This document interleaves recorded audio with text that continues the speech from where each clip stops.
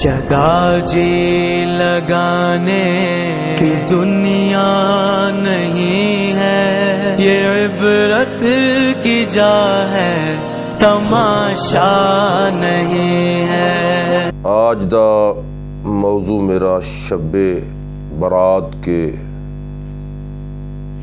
موضوع پر ہے کہ شبان المبارک کی 15ویں رات کے فضائل قرآن حدیث کی روشنی میں انشاءاللہ بیان کروں گا۔ دعا کرو اللہ کریم مجھے حق کہنے کی اور میں جو بیان کراں مجھے بھی اور سننے والے تمام اسلامی بھائیوں کو بھی بہنوں کی عمل کی توفیق عطا فرمائے۔ سامعین محترم، اللہ پاک نے قرآن مجید فرقان حمید کے اندر 25ویں پارے سورہ دخان میں ارشاد فرمایا، ارشاد باری تعالی بسم اللہ الرحمن الرحیم، حامیم والکتاب المبین۔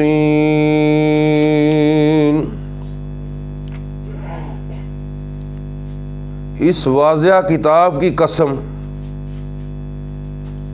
اللہ پاک نے ارشاد فرمایا اس واضح کتاب کی قسم، بے شک ہم نے اس کتاب کو برکت والی رات میں اتارا ہے، بے شک ہم نے اس کتاب کو برکت والی رات میں اتارا ہے۔ اِنَّا أَنزَلْنَاهُ فِي لَيْلَةٍ مُبَارَكَةٍ إِنَّا كُنَّا مُنذِرِينَ۔ بے شک ہم نے اس کتاب کو برکت والی رات میں نازل فرمایا اور بے شک ہم عذاب سے ڈرانے والے ہیں، عذاب سے ڈرانے والے ہیں۔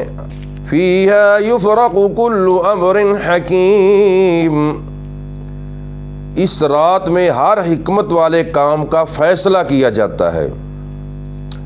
امرا من عندنا انا كنا مرسلین، ہمارے پاس سے ایک حکم کا فیصلہ کیا جاتا ہے، ہر ایک حکم کا فیصلہ کیا جاتا ہے، بے شک ہم ہی رسولوں کو بھیجنے والے ہیں۔ پیارے پیارے اسلامی بھائیوں، سورہ دخان میں فرمایا حامیم، اس کا معنی ہے یہ حامیم ہے۔ حامیم کی تفسیر سورہ حامیم سجدہ سورہ شورى میں گزر چکی ہے، اور خلاصہ یہ ہے کہ یہ قرآن مجید کا اسم ہے حامیم والکتاب المبین، دونوں قرآن مجید کے عنوان ہیں، قرآن مجید کے عنوان ہیں۔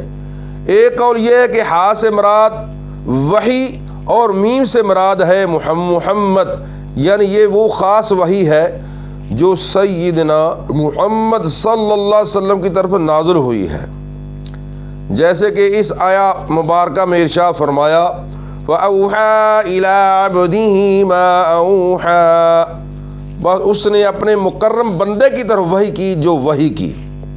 سورہ دخان میں فرمایا اس واضح کتاب کی قسم، بے شک ہم نے اس کتاب کو برکت والی رات میں نازل فرمایا ہے، بے شک ہم عذاب سے ڈرانے والے ہیں۔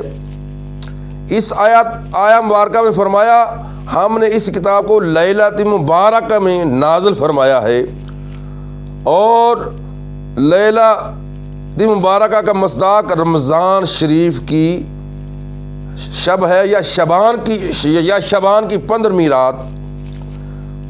اس میں مفسرین کا اختلاف ہے، زیادہ تر مفسرین کا رجحان یہ ہے کہ اس سے مراد رمضان کی شب قدر ہے، رمضان کی، اور بعد کا مختار ہے کہ اس سے مراد شبان کی 15ویں رات ہے۔ ہم ان دونوں تفسیروں کو تفصیل سے بیان کریں گے انشاءاللہ العزیز۔ پہلے ہم یہ بیان کرتے ہیں کہ اس رات میں رمضان کی شب قدر ہے۔ حضرت امام ابو جعفر محمد بن جریر طبری رحمت اللہ تعالی علیہ اس سلسلہ میں حسب ذیل روایات بیان کرتے ہیں۔ قتادہ رضی اللہ تعالیٰ عنہ اس آیت کی تفسیر میں بیان کرتے ہیں کہ حضرت سیدنا ابراہیم علیہ الصلوۃ والسلام کے صحائف رمضان کی پہلی شب میں نازل ہوئے، ان پر صحیفے رمضان کی پہلی رات میں نازل ہوئے۔ اور تورات 6 رمضان کو نازل ہوئی، زبور 16 رمضان کو نازل ہوئی، زبور 16 رمضان کو نازل ہوئی، انجیل 18 رمضان کو نازل ہوئی، قرآن مجید فرقان حمید 24 رمضان کو نازل ہوا۔ نیز قتادہ نے کہا کہ لیلۃ مبارکہ سے مراد لیلۃ القدر ہے، جامع البیان۔ ابن زید نے اس آیت کی تفسیر میں کہا کہ یہ رات لیلۃ القدر ہے۔ اللہ تعالیٰ نے اس قرآن کو لوح محفوظ سے لیلۃ القدر میں نازل فرمایا، لوح محفوظ سے۔ پھر لیلۃ القدر کے علاوہ دوسری راتوں اور دنوں میں دوسرے انبیاء علیہ السلام پر نازل فرمایا۔ دوسروں نے کہا کہ اس سے مراد شعبان کی 15ویں رات ہے، شعبان کی۔ حضرت علامہ ابو الحسن علی بن محمد ماوردی رحمۃ اللہ تعالی علیہ ان دونوں روایتوں کا ذکر کرتے ہیں۔ انہوں نے دونوں روایتوں کا ذکر اس طرح کیا ہے کہ علامہ الحسین بن مسعود البغوی شافعی رحمۃ اللہ تعالی علیہ لکھتے ہیں کہ قتادہ اور ابن زید نے کہا کہ اس رات سے مراد لیلۃ القدر ہے۔ اللہ تعالیٰ نے لوح محفوظ سے آسمان دنیا کی طرف اس قرآن کو لیلۃ القدر میں نازل فرمایا۔ پھر 20 سال تک حضرت جبریل امین علیہ السلام پر حسب ضرورت تھوڑا تھوڑا کر کے قرآن نازل کرتے رہے، تھوڑا تھوڑا کر کے قرآن۔ اور دوسروں نے کہا کہ اس سے مراد شعبان کی 15ویں رات ہے۔ امام عبد الرحمن بن محمد بن ابی حاتم رحمۃ اللہ تعالیٰ نے حضرت ابن عباس رضی اللہ تعالیٰ عنہما نے اس آیت کی تفسیر میں فرمایا کہ لیلۃ القدر میں لوح محفوظ سے نقل کر کے لکھ دیا جاتا ہے، لوح محفوظ سے نقل کر کے لکھ دیا جاتا ہے کہ اس سال میں کتنا رزق دیا جائے گا، اس سال کتنا رزق کتنا دیا جائے گا، اور کتنے لوگ مریں گے، کتنے لوگ زندہ رہیں گے، اور کتنی بارشیں ہوں گی، کتنی، حتیٰ کہ لکھ دیا جاتا ہے کہ فلاں شخص اس سال فلاں تاریخ کو حج کرے گا۔ تفسیر ابن حاتم۔ امام ابو اسحاق احمد بن ابراہیم سالوی رحمۃ اللہ تعالی علیہ قتادہ ابن زید نے کہا کہ یہ لیلۃ القدر ہے، یہ اللہ سبحانہ لیلۃ القدر میں لوح محفوظ سے آسمان دنیا کی طرف قرآن مجید کو نازل فرمایا ہے، قرآن مجید کو۔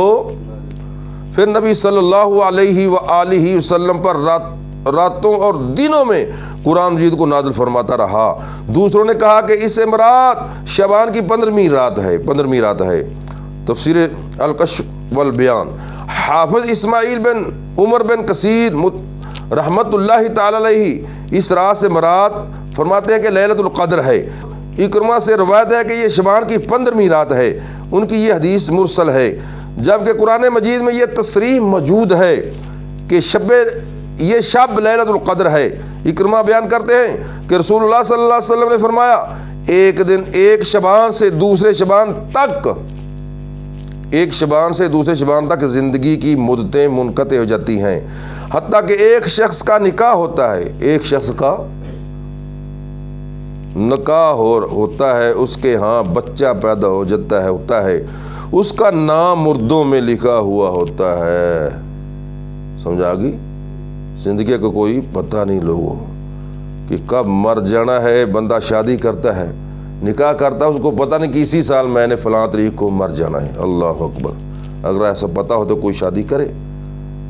اللہ اکبر! اسی لیے ہم کہتے ہیں کہ لوگوں جب شادی ہو اس وقت بھی اللہ کا ذکر کیا کرو، اس وقت بھی اللہ کو یاد کیا کرو، اس وقت بھی اللہ کو یاد کیا، اللہ کا ذکر کیا کرو، اور خوشی میں صدقہ خیرات کیا کرو، اللہ کا شکر ادا کرو، نوافل شکرانے کے ادا کیا کرو۔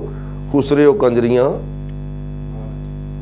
کوئی پتہ نہیں کب مر جانا ہے، کوئی پتہ نہیں اسی سال شادی کے بعد ہی، کوئی پتہ نہیں۔ ہر وقت موت کو یاد رکھنا چاہیے۔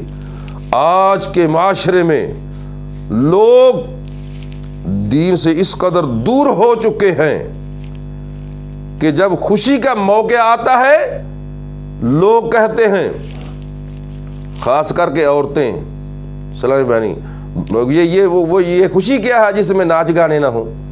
یہ خوشی کیا ہے یہ کنجر خانے نہ ہو؟ چھوڑو مولویوں کو، یہ تو مولوی ویسے کرتے ہیں، ہمیں خوشی نہیں کرنے دیتے۔ یہ کیسی خوشی کہ اس میں ذکر رب کا ذکر ہو، رب کو یاد کیا جائے۔ اگر برات اس طریقے سے آتی ہے کہ جس میں کنجر خانے یا گانے باجے کا اہتمام نہ ہو تو لوگ، عورتیں بھی باتیں کرتے ہیں، لوگ باتیں کرتے ہیں کہ یہ شادی اس طرح برات آئی ہے کہ جس طرح ایک جنازہ ہے کہ برات آئی ہے۔ یہ سب جہالت کی بنا پر مسلمان ہو کر بھی ایسی باتیں کرتے ہیں، حالانکہ ان کو علم نہیں، ان کو پتہ نہیں کہ یہ شادی کا موقع، شادی تک ہمیں کس نے بچایا، شادی کے لیے خرچ کس ذات نے دی، رزق ہمیں کس نے دیا، ہمیں بیٹا کس نے دیا۔ بیٹا ہمارا جوان ہوا تو اللہ پاک نے دیا، اللہ پاک نے رزق دیا، اللہ پاک نے جوان کیا، اللہ کریم نے خرچ کرنے کے لیے رزق دیا، پیسے دیے، تو اللہ کا شکر ادا کرنا چاہیے۔ تو یہ شکر ادا کرتے ہیں آج کل کے مسلمان، بجائے اللہ کا شکر کرنے کے بجائے یہ شیطان کا شکر ادا کرتے ہیں، یہ شیطان کا شکر ادا کرتے ہیں۔ اگر اس طریقے سے شادیاں کی جائیں کہ اس میں کنجر خانے کیے جائیں، سنت مصطفیٰ سے پہلے خباستیں کی جائیں، ناچ گانے وغیرہ کی جائیں، تو اس شادی میں خود بہت سوچ لو کہ پھر کیا کیا برکتیں ہوگی۔ پھر بعد میں جس طرح کا بیج بویا جائے اسی طرح کا اگتا ہے۔ اگر حرام بیج بویا جائے تو حرام ہی اگے گا نا، تو اس لیے حالاتیں بھی ہماری ایسی ہوں گی۔ تو اللہ سے ڈرنا چاہیے، ہر وقت شادی کے موقع پر بھی صدقہ خیرات کیا کرو۔ خوشی مسلمان کی اور کافر کی خوشی میں فرق ہے۔ کافر خوشیاں کے موقع پر خباستیں بھی کرتے ہیں، کنجر خانے بھی کرتے ہیں، شرابیں بھی پیتے ہیں، یاشیاں فاشیاں کرتے ہیں۔ مسلمان کو یہ حق نہیں بنتا، مسلمان دل میں خوش ہو، آپس میں ایک دوسرے کو مبارکباد بھی بدیاں بھی دیا کریں، تو اور خوشی میں آ کر صدقہ خیرات کیا کریں۔ زیادہ پیسے ہیں، بے شمار مدارس ہیں مسلمانوں کے ممالک میں، دینی مدرسوں میں تعاون کیا کریں، مدرسوں میں صدقہ خیرات کے ذریعے اللہ کا شکر ادا کرتے ہوئے جب صدقہ خیرات کریں گے خوشی کے موقع پر تو اس کی برکتیں ہوں گی، اس کی برکت سے مصیبتیں ٹل جائیں گی، اس کی برکت سے آنے والی بلیات اللہ دور فرما دے گا۔ صدقہ خیرات سے عمر بھی بڑھ جاتی ہے، صدقہ خیرات کی برکت سے ایکسیڈنٹ سے بھی اللہ محفوظ فرما دیتا ہے، تو رزق بھی بڑھتا ہے، کم نہیں ہوتا۔ اولاد جب ہوگی اس طریقے سے اگر شادیاں آپ کریں گے، شیطان کو راضی نہیں بلکہ اللہ کو راضی کریں گے، اللہ کا اس وقت بھی ذکر کریں گے تو اللہ بہت خوش ہوگا، اللہ بہت نوازے گا۔ اللہ تو ویسے اپنے بندوں پر بڑا مہربان ہے، بڑا کریم ہے، وہ بڑا رحیم ہے۔ ہم رات نافرمانیاں بھی کرتے ہیں پھر بھی ہم پر رحم فرماتا ہے وہ اللہ، کیونکہ اپنے بندوں پر اپنے ماں باپ سے بھی زیادہ مہربان ہے، ماں سے بھی کئی گنا زیادہ اپنے بندوں سے پیار فرماتا ہے۔ اس کی شان ہے رؤوف الرحیم، وہ اللہ غفور الرحیم ہے۔ ان اللہ بالناس لرؤوف الرحیم، اس کی شان ہے۔ وہ قرآن مجید میں ارشاد فرماتا ہے وما اصابکم من مصیبت فبما کسبت ایدیکم وَيَعْفُو عَن كَثِيرٍ۔ اللہ پاک قرآن مجید فرقان حمید میں ارشاد فرماتا ہے کوئی مصیبت نہیں پہنچتی، کوئی بندے کو مصیبت نہیں پہنچتی مگر جو اس کے ہاتھوں نے کمایا ہے، جو اس کے ہاتھوں کی کمائی ہے وہی مصیبت پہنچتی ہے۔ یعنی اللہ کسی پر ظلم، ذرہ بر بھی اللہ کسی پر ظلم نہیں کرتا، بلکہ بندہ اپنے آپ پر خود بخود گناہ کر کے اللہ رب العالمین کی نافرمانیاں کر کے اپنے آپ ظلم کرتا ہے اپنے آپ پر۔ اللہ تعالیٰ ظلموں سے ہمیں حکم دیتا ہے لوگوں میرے بندو ظلم نہ کیا کرو، گناہ نہ کیا کرو، جھوٹ نہ بولا کرو، شراب نہ پیا کرو، گانے باجے میرے آقا نے حرام قرار دیے، تو فحش کاموں کو قریب بھی نہ جاؤ۔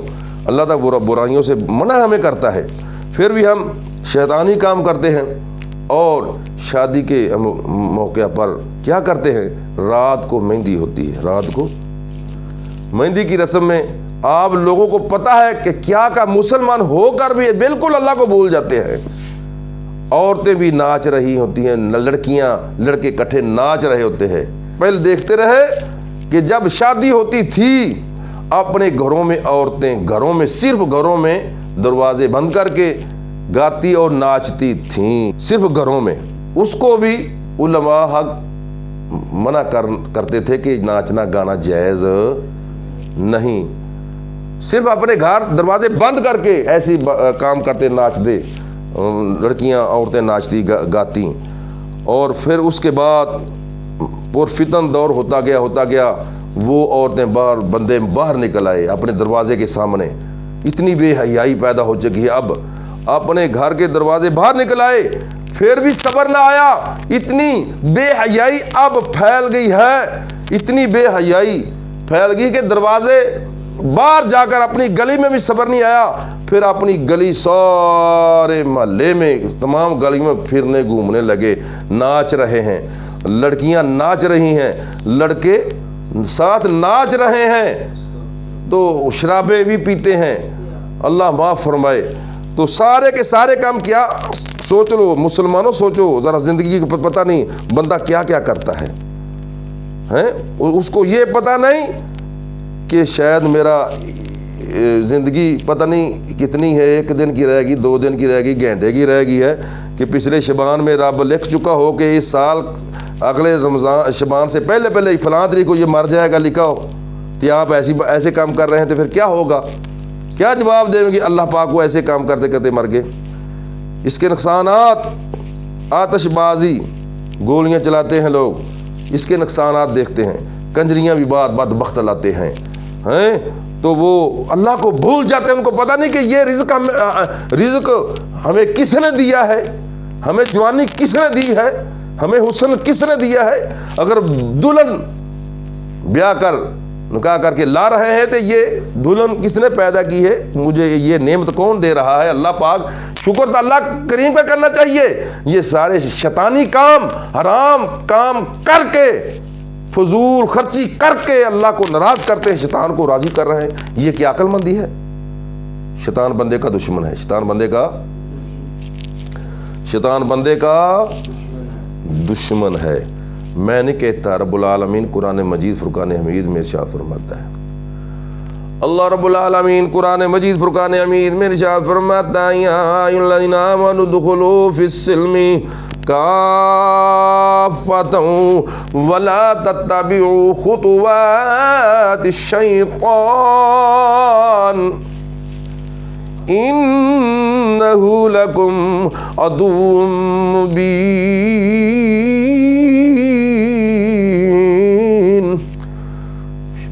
اللہ پاک فرماتا ہے، ایمان والو آمنوا ادخلوا فی السلم، ایمان والو اسلام میں پورا داخل ہو جاؤ، ایمان والو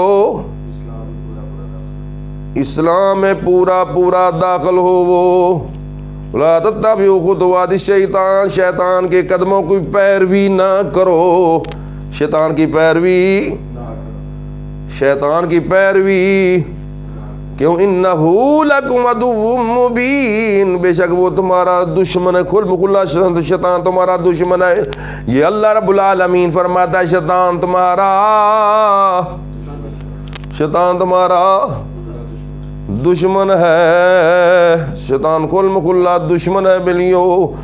تو پھر آپ خود ہی سوچ لو کہ بندے بڑے آ کر بہت غرور تکبر کرتے ہوئے پھر کنجریاں لاتے ہیں، خسرے نچاتے ہیں، اپنی بیبے کو بھی نچاتے ہیں، اپنی بہنوں کو بھی نچاتے ہیں، اتنی بے حیائی۔ حالانکہ حیا ایمان کی شاخوں میں سے بہت بڑی ایمان کی شاخ ہے، جس میں حیا نہیں اس میں کچھ بھی نہیں۔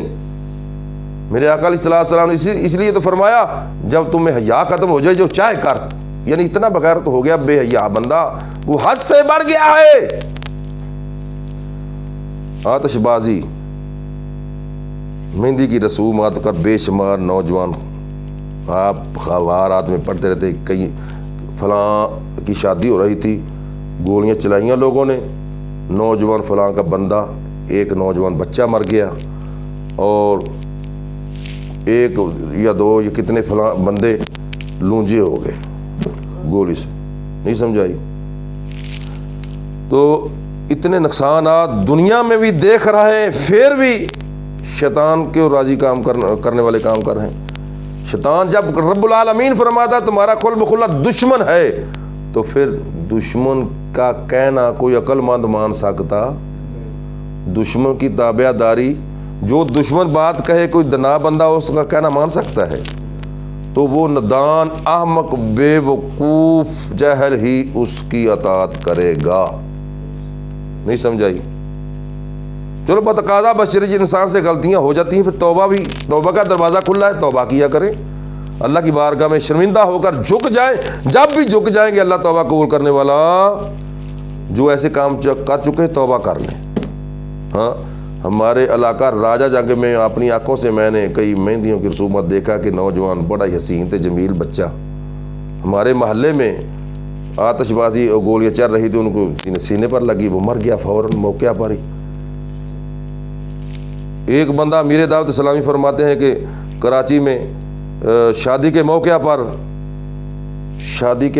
پر کئی دن پہلے ہی ہمسایوں کو تنگ کر رکھا تھا انہوں نے، ناچ گانے رات اونچی دی بلند آواز سے، کہ اتنا ناچتے تھے کہ لوگ تنگ آئے ہوئے تھے. محلے والے رات دن گانے بازوں کا شور ہو رہا ہے، لوگ تنگ ہے. جس دن شادی، صبح شادی کی تاریخ تھی، تو اس دن رات ساری وہ ناچتے رہے. تو وہ دلہا جو ہے اس کی بہنیں بھی ناچ رہی ہیں، اس کی عزیز و قارب پھوپھیاں ماسیاں سب ناچ رہے ہیں، جیسا کہ آپ کو پتہ ہے جن عورتوں کو کھینچ لا کر نچاتے ہیں. اس کی والدہ نوجوان دلہا اس کی بوڑھی عورت تھی. کیا تھی؟ بوڑھی عورت تھی. کراچی کا واقعہ ہے، میرے دعوت اسلامی سے کی زبان سے میں نے سنا ہے. میرے دعوت اسلامی تو الحمدللہ سچے ہیں، وہ جھوٹ بولتے ہی نہیں. اللہ کے بہت بڑے ولی ہیں، کامل ولی ہیں، وقت کے مجدد بھی ہیں. علماء حق مانتے ہیں، اعلان کہتے ہیں وقت کے مجدد. بعد جب دنیا میں جائیں گے پھر بھی مجدد ہی کہیں گے. اللہ اکبر، وہ سچ بولتے ہیں. انہوں نے یہ واقعہ بیان فرمایا تھا کہ وہ دلہا، اس کی بیبے اور ماں بوڑھی تھی، اس کو کہنے لگا امی جان تم بھی نہ اپنا آؤ اور تمہیں شامل ہو جاؤ، جس جگہ ناچ رہی ہیں تم ہی ناچو، تم بھی. اس کی بیبے، اس کی ماں کہنے لگی پتر کو یا کر، پتر کچھ شرم کر، میں بوڑھی ہوں تو میں کیا ناچتا ہوں، میں ناچ سکتی ہوں، میرے اعضاء تو آپ کو پتا ہے کہ جب آج کل تو نوجوانوں کے اعضاء درد ہو رہے ہیں. نوجوان بھی جڑے 30 سال 40 سال کے مرد یا عورتیں، وہ کہ میرا گوڈے پیڑ ہے، میرا لاک درد ہوتا ہے، یہ ہوتا ہے وہ ہوتا ہے. تو 50 سال کے، تو 60 سال کے، یہ ہوتا ہے وہ ہوتا ہے، فلان ہوتی ہیں نا دردیں کہیں. نہیں سمجھائی کوئی؟ تو وہ بوڑھی عورت تھی، وہ کیا ناچ سکتی تھی؟ وہ لاڑا، کیونکہ آج کل نوجوان جو بہت بے شرم ہوتے ہیں اور بے حیا ہوتے ہیں، نہ ماں کا شرم نہ بہن کا شرم، کسی کی حیا نہیں ہوتی. بے حیا جو ہے وہ کھینچ کر میدان ناچ میں، ناچ کیا کہتے ہیں، جس جگہ ناچ رہے ہوتے، تو وہ اس میں کھینچ کر اپنی ماں کو لے آیا. اس کی ماں نے، والدہ محترمہ نے، امی جان، اس کی بیبے نے بے ڈھنگے رنگ میں ناچنا شروع کر دیا. بے ڈھنگے رنگ میں ناچنا شروع کر دیا. جب وہ ناچنا شروع کیا تو آپ سمجھتے ہو کتنا شغلہ لگا ہوگا. بہت ہنسے لوگ آپ دیکھ کر مائی صاحبہ کا ناچ، بیٹا بھی وہ ہنس رہا تھا، تو بہت مزہ آیا ہوگا نا ان لوگوں کو. کچھ سمجھائی کہ نہیں؟ بے بے صاحب کا ناچ دیکھ کر بہت مزہ آیا ہوگا. بہت ہنسے لوگ، پتر بھی نوجوان ہنسا.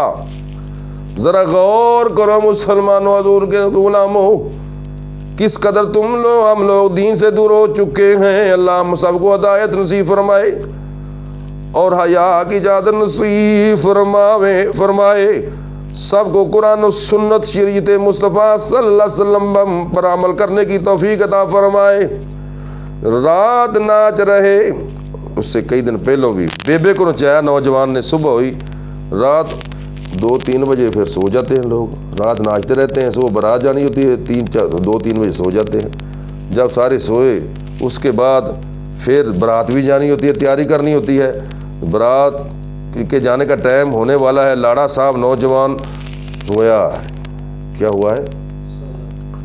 سویا ہوا ہے. گھر والوں نے کہا کیا دولہا اٹھتا ہی نہیں، کمال ہے، ٹائم ہونے والا ہے، بارات جانے کا جو ہم نے ٹائم دیا ہے وہ ٹائم ہونے والا ہے، وہ سویا اٹھتا ہی نہیں، جاگتا ہی نہیں. ان کو جا کر لاؤ، لاڑے صاحب کو جا کر لاؤ.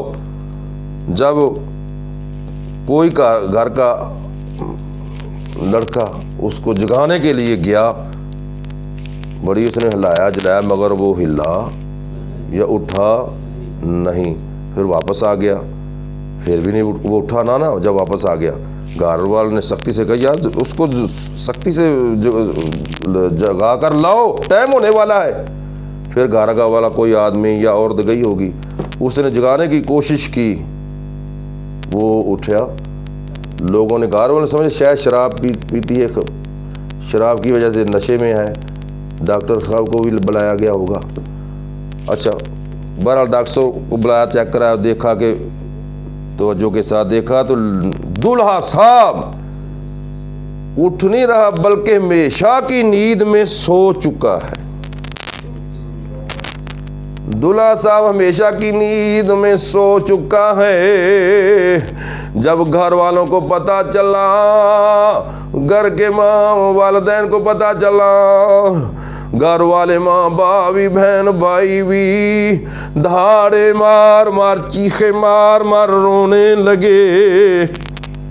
سمجھا رہی کہ نہیں آئی؟ دھاڑے مار. اسی گھر میں گانے باجے کی کئی دن سے پہلے گانے باجے کی آوازیں آتی تھیں. شور مچا رکھا تھا. جس طرح انہیں خوشیاں منائیاں، یاشیاں فاشیاں کی، ناچ گانے کیے، اسی طرح نوجوان نے اپنی بیبے کو بھی نچایا. صبح برات جانی سی، برات جانے سے پہلے وہ رات کو سویا تو ہمیشہ کی نیند سو گیا، یعنی مر گیا، فوت ہو گیا.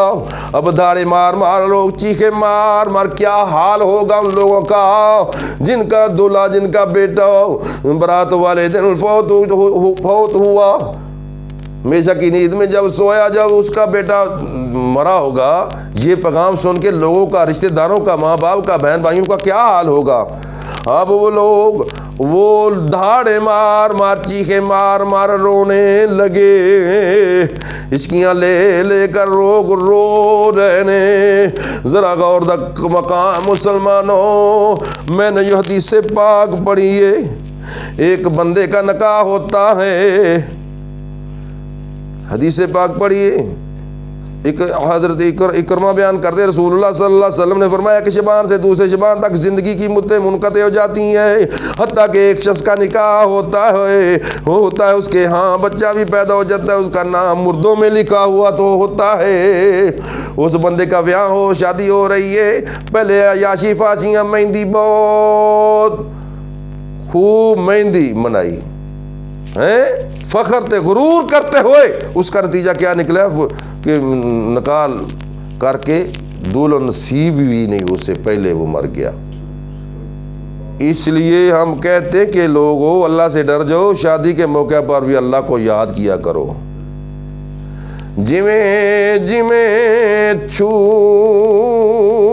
لارا تے موت کڑی سروں تے لکھ کروڑاں تے تھی خاک اندر رن ستے تے کسے نال وفا نہیں کیتی اس دنیا بے اعتباری تے محبوب نہیں ہو لیا کوئی تھے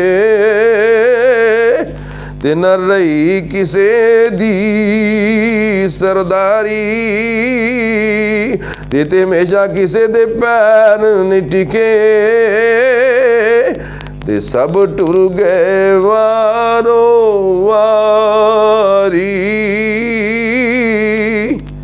یہ واقعہ سن کے پھر بھی آپ لوگ عبرت حاصل نہ کریں تو پھر ہم ڈرا رہے ہیں۔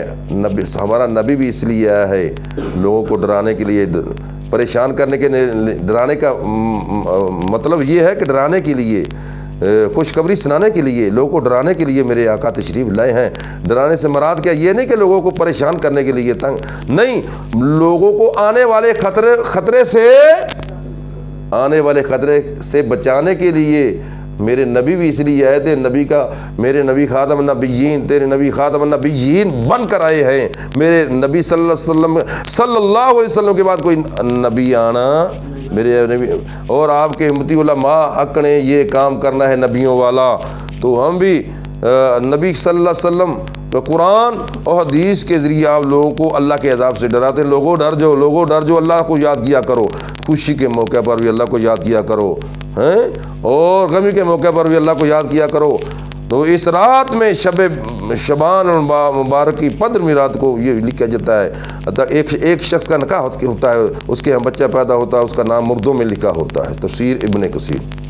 امام فخر الدین محمد عمر رازی شافعی رحمۃ اللہ تعالی علیہ کثرت دلائل سے ثابت کیا ہے، انہوں نے لیلۃ مبارکہ سے مراد رمضان کی لیلۃ القدر کی رات ہے۔ وہ لکھتے ہیں اللہ تعالیٰ فرماتا ہے انا انزلنا فی لیلۃ القدر، بے شک ہم نے قرآن کو تارا لیلۃ القدر میں نازل کیا۔ یہاں فرمایا انا انزلنا فی لیلۃ مبارکۃ، بے شک ہم نے قرآن کو لیلۃ مبارکہ میں نازل فرمایا۔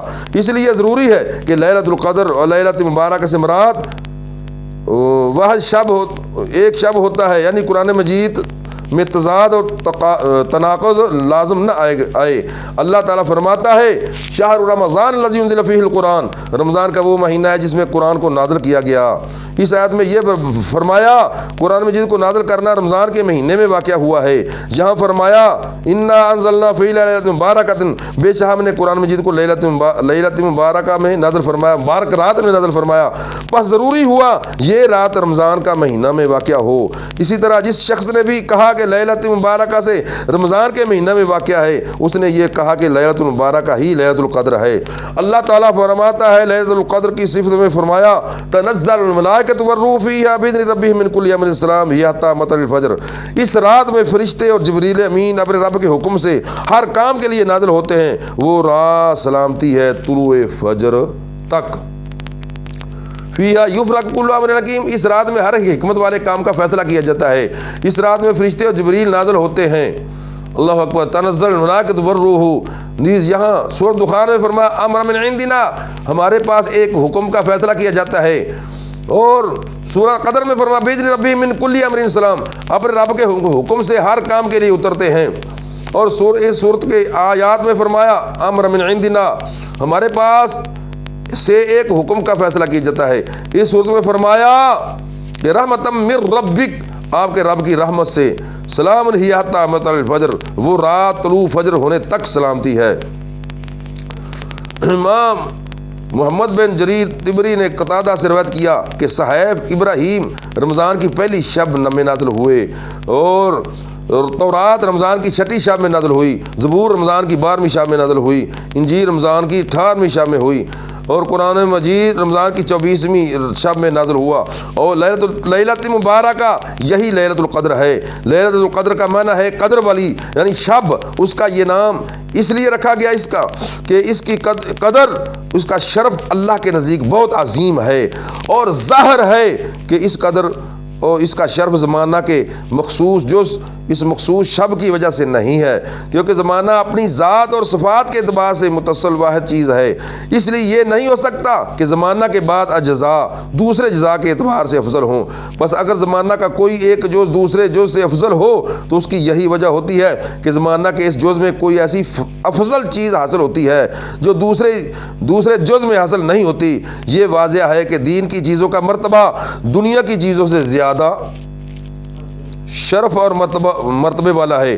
دین کی چیزوں میں سب سے زیادہ مرتبہ قرآن کریم کا ہے، قرآن، کیونکہ وہ اللہ سبحانہ کا کلام ہے، قرآن اللہ کا کلام ہے۔ تو کلام الملوک ملوک الکلام، بادشاہ کا کلام بھی بادشاہ ہوتا ہے، یعنی قرآن مخلوق نہیں ہے، قرآن رب کا کلام ہے۔ اس سے سیدنا محمد صلی اللہ علیہ وسلم کی نبوت ثابت ہوئی ہے، اسی سے حق اور باطل کا فرق معلوم ہوا ہے، اسی سے منکشف ہوا کہ یہ صحابہ سعادات کے مراتب صحابہ شقاوت سے بہت بلند ہے۔ اس سے معلوم ہوا کہ قرآن مجید کا مرتبہ شرف ہر چیز سے بلند اور بالا ہے۔ سو جس رات میں قرآن مجید نازل ہوا اس رات کا مرتبہ ہر رات سے بلند اور بالا ہے۔ جب اس پر اتفاق ہے کہ لیلۃ القدر رمضان میں ہے تو ہمیں یقین ہو گیا کہ قرآن مجید بھی اسی شب میں نازل ہوا، یہی لیلۃ مبارکہ ہے۔ جو لوگ یہ کہتے ہیں اس صورت میں جس لیلۃ مبارکہ کا ذکر ہے، جس میں لیلۃ مبارکہ ذکر ہے، شعبان کی 15ویں رات ہے، میں نے ان کی کوئی ایسی دلیل نہیں دیکھی جس پر اعتماد کیا جا سکے۔ ان لوگوں نے بعض اقوال پر قناعت کر لی ہے، اگر اس کے ثبوت میں رسول اللہ صلی اللہ علیہ وسلم کی کوئی حدیث صحیح ہے تو پھر لیلۃ مبارکہ سے شعبان کی 15ویں رات شب کا مراد ہونا متعین ہے۔ اگر اس کے ثبوت میں رسول اللہ صلی اللہ علیہ وسلم کی کوئی صحیح حدیث نہیں ہے تو پھر حق یہ ہے، اس صورت میں جس لیلۃ مبارکہ ذکر کیا گیا ہے وہ لیلۃ القدر ہی ہے، نہ کہ کوئی اور شب۔ تفسیر کبیر شریف، امام ابن جریر اکرمہ سے اس آیت کی تفسیر میں بیان کرتے ہیں کہ نصف شعبان کی شب ہے، اس میں 1 سال کے معاملات پختہ کر دیے جاتے ہیں۔ درود و سلام صلی اللہ علیہ وسلم۔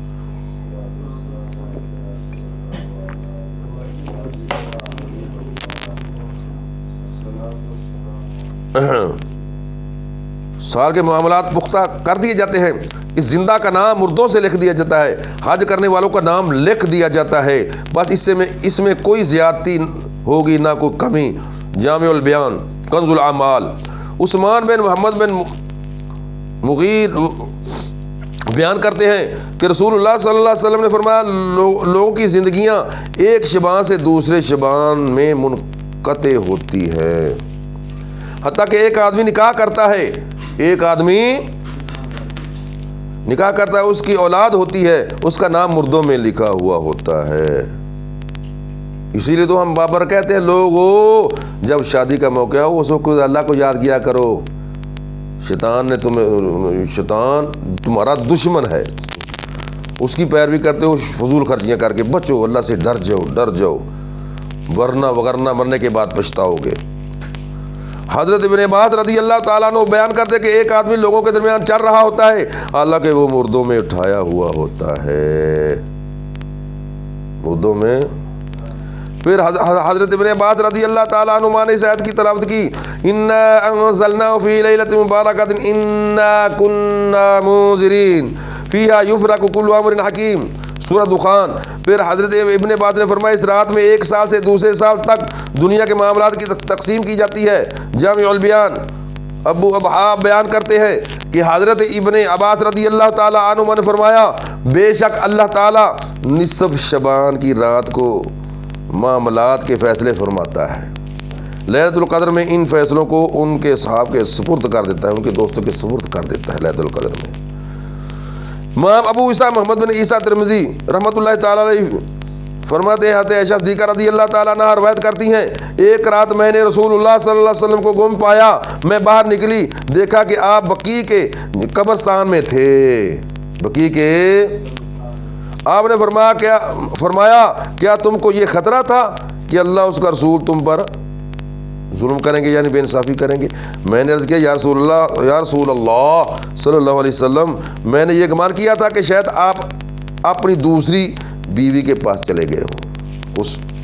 آپ نے فرمایا بے شک اللہ عز جل نصف شبان کی رات کو آسمان دنیا کی طرف اپنی شان کے مطابق نازل ہوتا ہے، قبیلہ قلب کی بکریوں کے بالوں کی تعداد سے زیادہ لوگوں کو، گناہ گاروں کو معاف کر دیتا ہے۔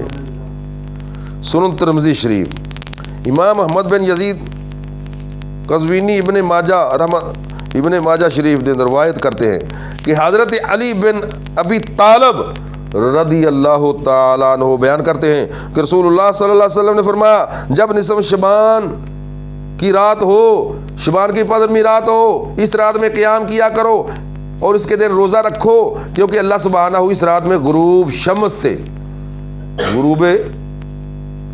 سے آسمان دنیا کی طرف نازل ہوتا ہے، بس فرماتا ہے سنو، سارا ندا ہوتی ہے، فرشتہ ندا کرتا ہے، اللہ تعالیٰ فرماتا ہے سنو، کوئی ہے بخشش طلب کرنے والا، ہے کوئی بخشش میں اس کو بخش دوں، اللہ فرماتا رہتا ہے سنو، کوئی ہے رزق مانگنے والا، اس کو رزق عطا کر دوں، ہے کوئی رزق طلب کرنے والا، میں اس کو رزق دوں، سنو، کوئی ہے کسی مصیبت میں مبتلا، اس کی مصیبتیں دور کر دوں، میں اس کی عافیت میں اس کو رکھوں، سنو، کوئی ہے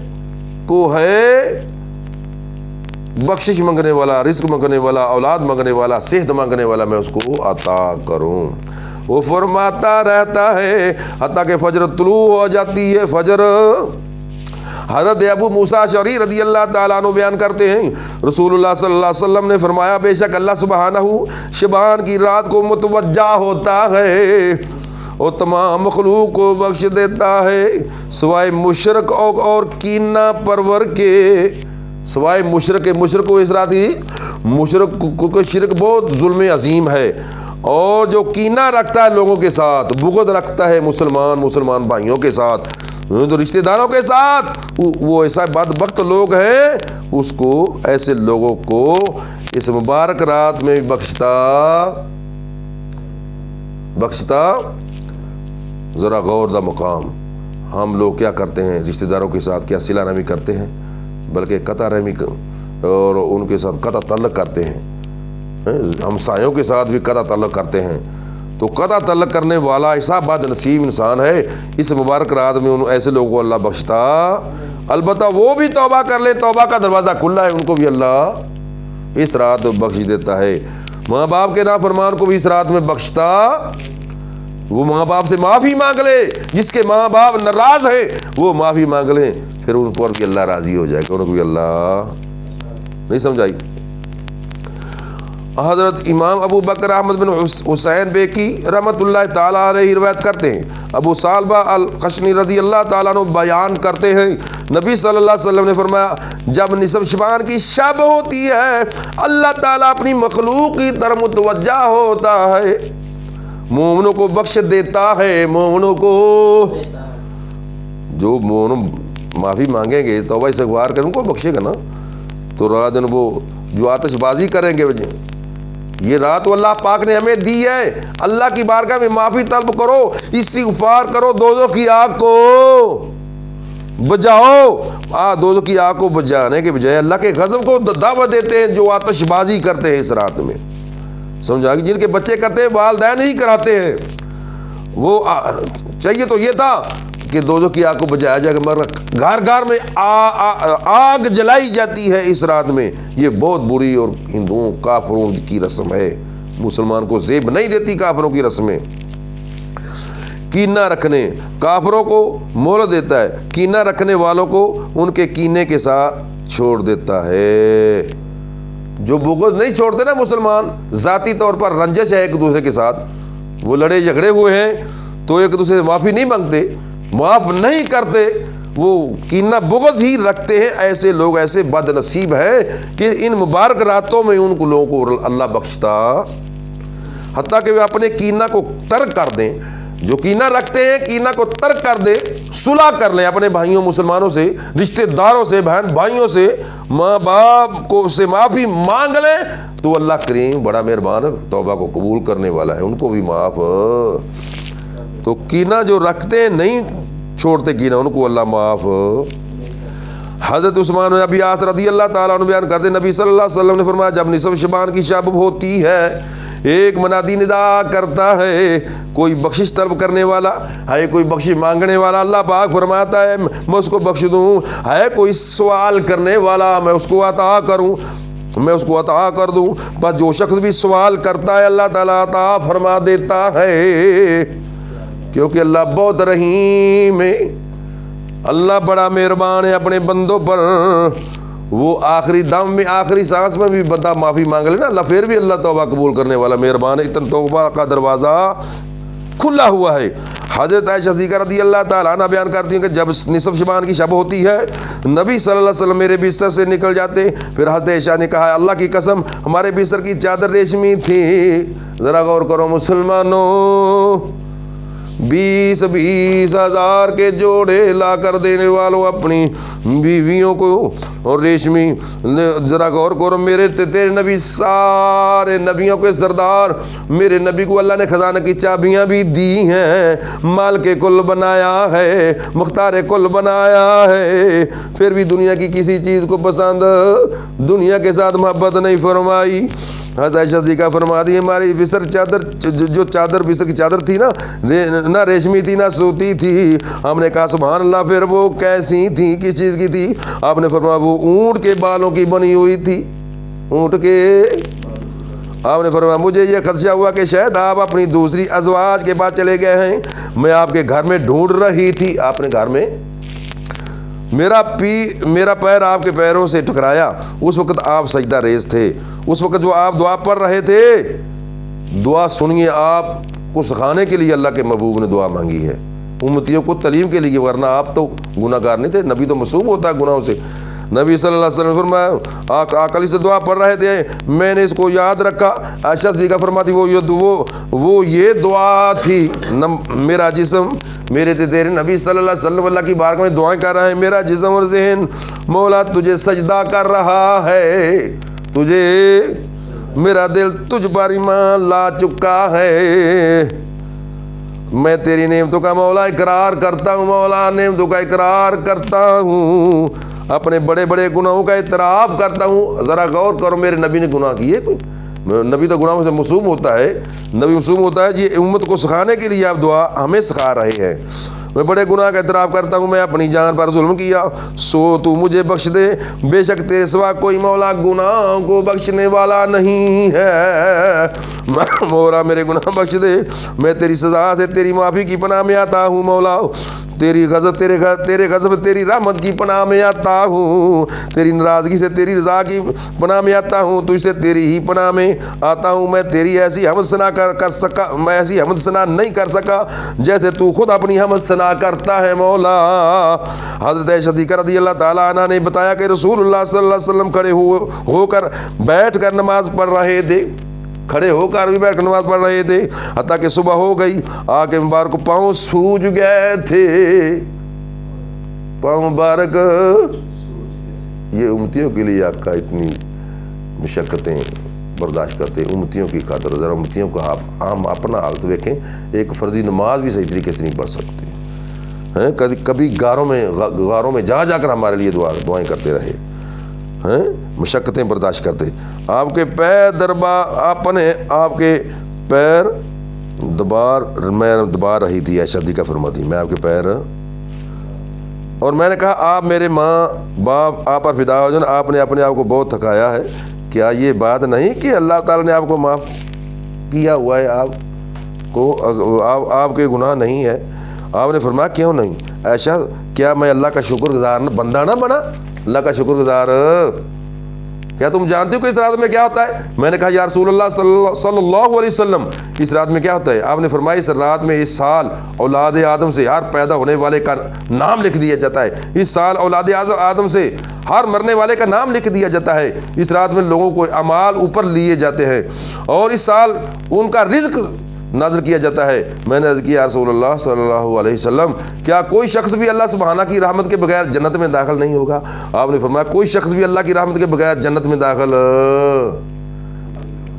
ذرا غور کرو مسلمانوں, اللہ کے نبی صلی اللہ علیہ وسلم فرما رہے ہیں, ہم لوگ کیا کرتے, عمل کوئی بھی نہیں کرتے, جو عمل کوئی بھی نہیں کرتے وہ دعوے کرتے ہم سب سے پہلے جنت میں جائیں گے، مولوی تو یہ لوگ جو چلے گئے جنت میں تو ہم تو ان سے بھی پہلے جائیں گے۔ تو جو رات دن اللہ اللہ کرنے والے لوگ، اللہ کے نبی، نبیوں کے نبی صلی اللہ علیہ وسلم نے فرمایا اللہ کے فضل کے بغیر کوئی جنت میں نے عرض کیا یا رسول اللہ صلی اللہ علیہ وسلم آپ بھی نہیں؟ آپ نے فرمایا اپنا ہاتھ اپنے سر پر رکھ کر 3 مرتبہ فرمایا میں بھی نہیں۔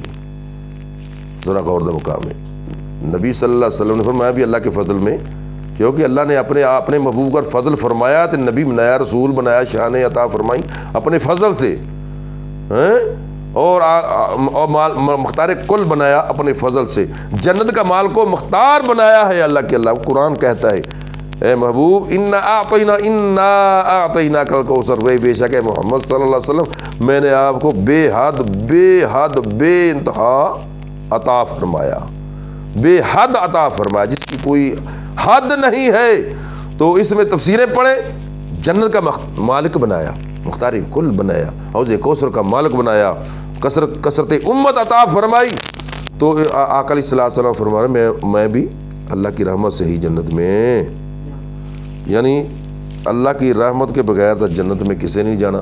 اس کا آج کل کے معاشرے کے لوگ الٹ مطلب لے چکے ہیں کہ کوئی بات نہیں، اللہ کی رحمت سے ہمیں چلے جانا، کوئی بھی عمل نہ کریں جنت میں چلے جائیں گے۔ یہ دعویٰ کرتے ہیں ہمیں جنت میں چلے جائیں گے، عمل کوئی بھی نہ کرنے والے ہیں، رات دن پھرتے ہیں گراؤنڈوں میں، بازاروں میں، اور عبادت والی رات میں آتش بازی اور شراب پیتے ہیں، اس قسم کی خباستوں میں گزارتے ہیں بجائے اللہ کی عبادت کے۔ پھر بھی دعوے کر رہے تھے، مولویوں کی غیبتیں کرتے، علماء کی غیبتیں کرتے پھرتے ہیں، مولوی اس طرح ایسے ہوتے ہیں، مولوی ایسے ہوتے ہیں، مولوی ایسے ہوتے ہیں۔ تو یاد رکھو جو لوگ علماء کی غیبتیں کریں گے اپنے انجام کی فکر کریں، ان کو خطرہ ہے کہ وہ بے ایمان ہو کر نہ مر جائے، سمجھ لگی نا؟ اس لیے غیبت تو کسی کی بھی جائز نہیں، کسی مسلمان کی۔ تو علماء کی تو سخت حرام، علماء حق کی تحقیر کرنی تھا، کتابوں میں لکھا ہے کہ یہ کفر ہے، اس لیے وہ حق کو نہ سمجھ سکتے ہیں نہ عمل کر سکتے ہیں جو علماء کی ہی غیبتیں کرتے رہتے ہیں۔ تو سامعین محترم، شب برات کل آنے والی ہے، اس رات میں توبہ استغفار کرنی ہے، رات اس کے علاوہ ساری زندگی توبہ استغفار کر کے سویا کرو۔